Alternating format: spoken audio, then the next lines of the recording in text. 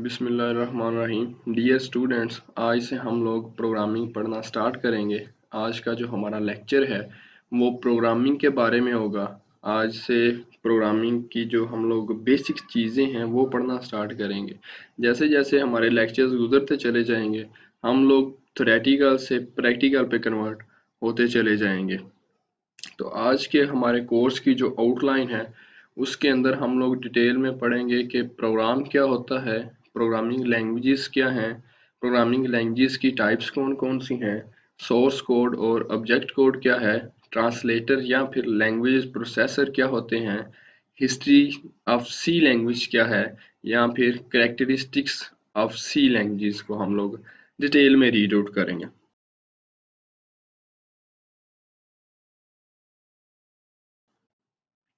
First हमारे पास है programme. Programme हम लोग कहते हैं एक ऐसी इंस्ट्रक्शंस जो हम लोग कंप्यूटर्स को देते हैं और कंप्यूटर से जो प्रोग्राम हमारा है वो कंप्यूटर को बताता है कि आपने क्या करना है और कैसे करना है। जैसे कि हम लोग अपने कंप्यूटर्स के अंदर बहुत सारे प्रोग्राम्स को यूज़ करते हैं, उनकी कुछ एग्जांपल्स में हमारे पास है ऑपरेटिंग सिस्टम, वेब ब्राउज़र्स और ऑफिस सूट्स। अब हम लोग डेली बेसिस पे अपना ऑपरेटिंग सिस्टम यूज़ करते हैं। जैसे हमारे पास विंडोज़ का ऑपरेटिंग सिस्टम है, लिनक्स है, यूनिक्स है, या फिर अगर हम लोग एप्पल के यूज़र्स हैं तो हम लोग आईओएस यूज़ करते हैं। अब जितने भी हमारे ऑपरेटिंग सिस्टम है वो हमारे ओवरऑल जितना भी हमारा कंप्यूटर हार्डवेयर है उसको कंट्रोल करते हैं और मैनेज करते हैं। हमें खुद से कोई काम नहीं करना पड़ता, हम लोग जस्ट अपना ऑपरेटिंग सिस्टम अपना विंडो इंस्टॉल करते हैं और हमारा जो कंप्यूटर है वो जो ऑपरेटिंग सिस्टम है वो हमारे कंप्यूटर को प्रिपेयर कर देता है हमारे यूज़ के लिए। हम लोग ये भी कह सकते हैं कि operating system as an interface काम करता है हमारे और कंप्यूटर के दरमियान, ताकि हम लोग कंप्यूटर हार्डवेयर से इंटरेक्ट कर सकें। सेकंड हमारे पास है वेब ब्राउज़र्स। वेब ब्राउज़र्स हम लोग यूज़ करते हैं इंटरनेट के ऊपर जो वेब पेजेस पड़े हुए हैं उनको देखने के लिए। जैसे अगर हमने फेसबुक, यूट्यूब या किसी और वेबसाइट्स को देखना है तो हम लोग वेब ब्राउज़र्स यूज़ करते हैं, जिनमें हमारे पास क्रोम आ जाता है, ओपेरा आ जाता है, या फिर अगर हम लोग माइक्रोसॉफ्ट के यूज़र हैं तो माइक्रोसॉफ्ट हमें एज ब्राउज़र की फैसिलिटी भी प्रोवाइड करता है। थर्ड हमारे पास ऑफिस सूट है। तो ऑफिस सूट के अंदर हमारे पास Microsoft Word, Excel, PowerPoint और एक्सेस की फैसिलिटीज मौजूद होती हैं। नेक्स्ट हमारे पास है प्रोग्रामिंग लैंग्वेज। प्रोग्रामिंग लैंग्वेज के अंदर जितनी भी हमारे पास प्रोग्रामिंग लैंग्वेज हम लोग आगे जाकर पढ़ेंगे उनके अंदर हम लोग प्रोग्राम्स बनाते हैं। अब प्रोग्राम्स क्या होते हैं वो हम लोग पहले ही पढ़ चुके हैं कि प्रोग्राम्स कंप्यूटर को बताते हैं क्या आपने करना है, क्या करना है और कैसे करना है। ये जितने भी प्रोग्राम हैं ये किसी ना किसी प्रोग्रामिंग लैंग्वेज में डेवलप किए जाते हैं। अब जो कोई भी हम लोग प्रोग्रामिंग लैंग्वेज यूज़ करेंगे वो तीन चीज़ों पे बेस कर रही होगी: कमांड्स के ऊपर, इंस्ट्रक्शंस के ऊपर और साइंटिक्स के ऊपर। अब साइंटिक्स हम लोग कहते हैं set of rules developed by the developer of C language या developer of any programming language. अब साइंटिस्ट रूल्स को कहते हैं जो कोई भी अगर हम लोग लैंग्वेज यूज कर रहे हैं जिसने बनाई है, जो उसका डेवलपर है वो डेवलप करता है। तो हम लोग जितना भी कोड लिखेंगे, जितनी भी इंस्ट्रक्शंस देंगे, वो हम लोग उस साइंटिक्स को मद्देनजर रखते हुए वो सारी इंस्ट्रक्शंस देंगे। अब प्रोग्रामिंग लैंग्वेज को दो तरह कैटेगराइज किया गया है। फर्स्ट हमारे पास है लो लेवल लैंग्वेज और सेकंड जो कैटेगरी है वो है हमारे पास हाई लेवल लैंग्वेज की। अब लो लेवल लैंग्वेजेस हम लोग ऐसी लैंग्वेजेस को कहते हैं जो कंप्यूटर हार्डवेयर के तो करीब होती हैं लेकिन जो हमारी ह्यूमन लैंग्वेजेस हैं इनसे बहुत दूर होती हैं। जैसे कंप्यूटर हार्डवेयर वो लैंग्वेजेस अंडरस्टैंड नहीं करता जो हम इंसान यूज़ करते हैं। जैसे हम लोग इंग्लिश को अंडरस्टैंड कर सकते हैं, हम लोग उर्दू को अंडरस्टैंड कर सकते हैं, हम लोग हिंदी को अंडरस्टैंड कर सकते हैं, लेकिन जितने भी हमारे कंप्यूटर्स हार्डवेयर हैं वो इन चीज़ों को अंडरस्टैंड नहीं कर सकते। अब लो लेवल लैंग्वेजेस को मज़ीद दो कैटेगरीज में डिवाइड किया गया है। फर्स्ट हमारे पास मशीन लैंग्वेज है और सेकंड हमारे पास असेंबली लैंग्वेज है। Machine level low level language की टाइप है और मशीन लैंग्वेज वो वाहिद लैंग्वेज है जो कंप्यूटर डायरेक्टली अंडरस्टूड करता है। जब भी हम लोग कोई कोड मशीन लैंग्वेज के अंदर लिखेंगे तो वो आप जब भी हम लोग कंप्यूटर के ऊपर रन करेंगे तो कंप्यूटर उसे डायरेक्टली अंडरस्टूड करेगा क्योंकि ये उसकी नेटिव लैंग्वेज है, अपनी लैंग्वेज है। तो जितना भी कोड हम लोग मशीन लैंग्वेज के अंदर लिखेंगे वो एक तो कंप्यूटर के ऊपर डायरेक्टली कंप्यूटर उसे अंडरस्टैंड करेगा, और उसकी जो एग्जीक्यूशन होगी वो दूसरी लैंग्वेजेस की निस्बत फास्ट होगी। और मशीन लैंग्वेज के अंदर हम लोग जितनी भी इंस्ट्रक्शंस या कोड लिखेंगे वो बाइनरी फॉर्म में होगा, 0 1 की फॉर्म में होगा। सेकंड जो लो लेवल लैंग्वेज की टाइप है वो है असेंबली लैंग्वेज।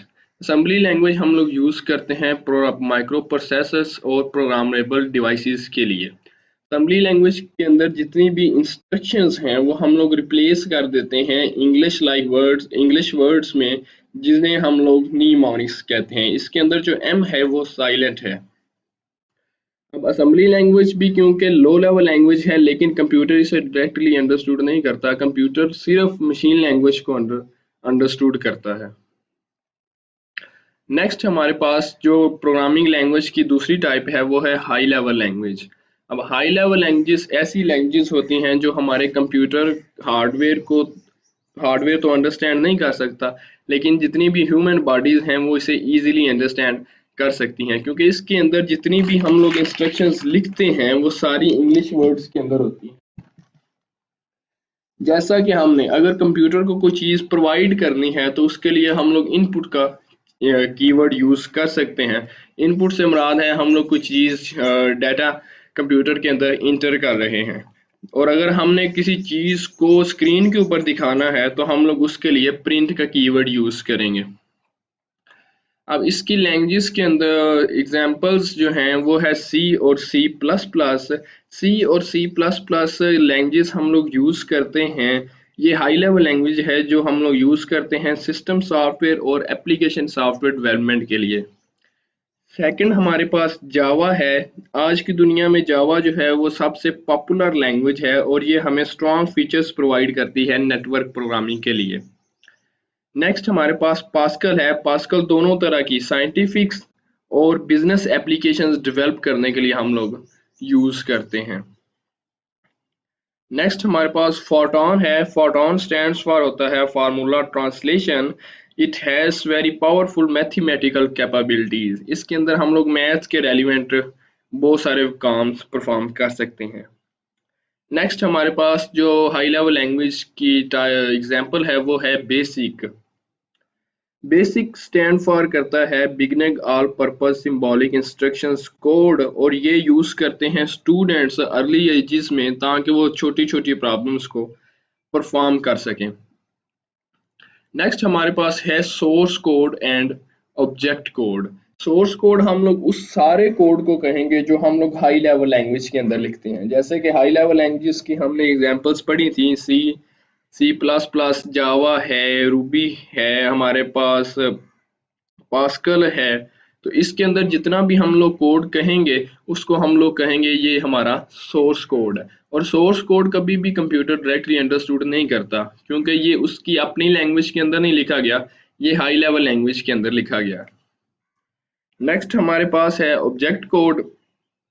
ऑब्जेक्ट कोड ऐसे कोड को कहते हैं जो मशीन लैंग्वेज के अंदर लिखा जाए, यानी कि इसकी जो फॉर्म होगी वो बाइनरी फॉर्म होगी। जितना भी कोड हम लोग बाइनरी फॉर्म के अंदर लिखेंगे उसे हम लोग ऑब्जेक्ट कोड का नाम देंगे। और क्योंकि ये मशीन लैंग्वेज के अंदर लिखा गया है तो इसको अंडरस्टैंड करना कंप्यूटर के लिए इजीली वो अंडरस्टैंड कर लेगा, क्योंकि ये उसकी अपनी लैंग्वेज के अंदर सारा परफॉर्म किया गया है। नेक्स्ट हमारे पास है लैंग्वेज प्रोसेसर और ट्रांसलेटर्स। लैंग्वेज प्रोसेसर और ट्रांसलेटर्स क्या होते हैं? अब हम लोग जितना भी कोड लिखेंगे, क्योंकि इजी है हमारे लिए हाई लेवल लैंग्वेज, तो हम लोग चाहेंगे कि हम लोग जितना भी कोड लिखें वो हाई लेवल लैंग्वेज के अंदर होगा। लेकिन कंप्यूटर जो है वो हमारी हाई लेवल लैंग्वेज को अंडरस्टैंड नहीं करता, वो सिर्फ अंडरस्टैंड करता है मशीन लैंग्वेज को। तो हम लोग क्या करेंगे, हम लोग डिफरेंट ट्रांसलेटर्स यूज़ करेंगे जो हमारी हाई लेवल लैंग्वेज को या फिर असेंबली लैंग्वेज को कन्वर्ट कर दें मशीन लैंग्वेज में। तो इसके 3 टाइप्स हैं। सबसे पहले हमारे पास कंपाइलर है, सेकंड इंटरप्रेटर है, और थर्ड हमारे पास असेंबलर है। कंपाइलर और इंटरप्रेटर दोनों का काम जो है वो सेम है। कंपाइलर क्या करता है और इंटरप्रेटर ये दोनों करते हैं, हाई लेवल लैंग्वेज को कन्वर्ट कर देते हैं मशीन लैंग्वेज के अंदर। लो लेवल लैंग्वेज के अंदर कन्वर्ट नहीं करते, क्योंकि अगर हम लोग लो लेवल लैंग्वेज की बात करते हैं तो उसके अंदर असेंबली लैंग्वेज भी आ जाती है, क्योंकि कंप्यूटर सिर्फ मशीन लैंग्वेज को अंडरस्टैंड करता है। तो इसलिए कंपाइलर और इंटरप्रेटर दोनों हाई लेवल लैंग्वेज को कन्वर्ट करेंगे मशीन लेवल लैंग्वेज के अंदर।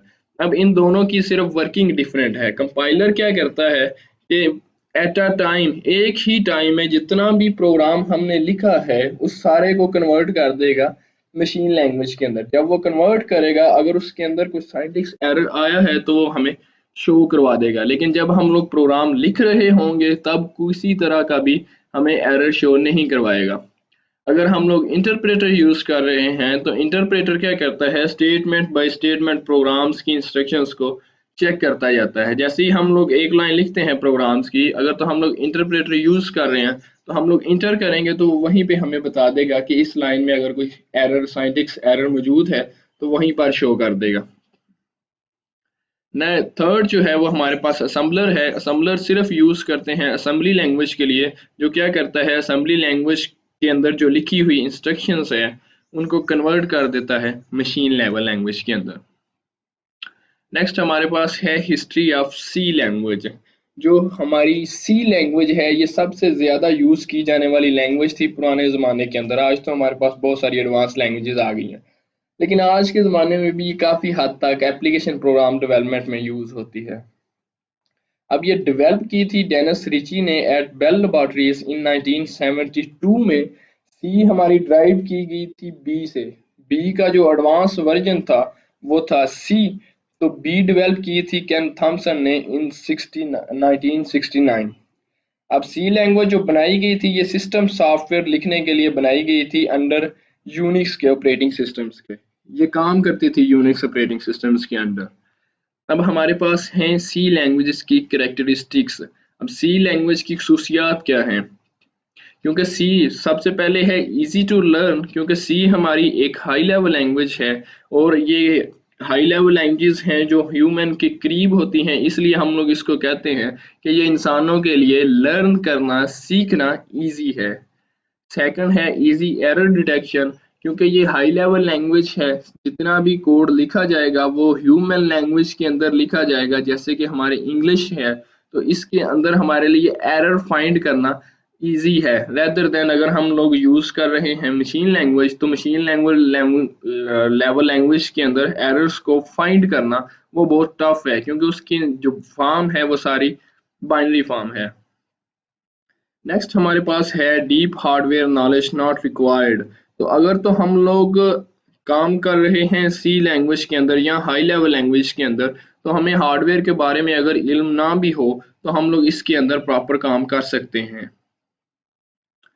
नेक्स्ट है मशीन इंडिपेंडेंस। अब जो हमारे पास हाई लेवल लैंग्वेजेस हैं या सी लैंग्वेज है, ये हमें प्रोवाइड करती है हार्डवेयर इंडिपेंडेंस। इसका मतलब है कि अगर हमने कोई भी प्रोग्राम जो हाई लेवल लैंग्वेज में लिखा है वो हम लोग डिफरेंट कंप्यूटर्स के ऊपर परफॉर्म कर सकते हैं। फॉर एग्जांपल्स, अगर हमने प्रोग्राम सी में लिखा है तो हम लोग उसे इंटेल के प्रोसेसर पे भी एग्जीक्यूट करवा सकते हैं, मोटरोला के प्रोसेसर पे भी एग्जीक्यूट करवा सकते हैं और AMD प्रोसेसर्स के ऊपर भी एग्जीक्यूट करवा सकते हैं।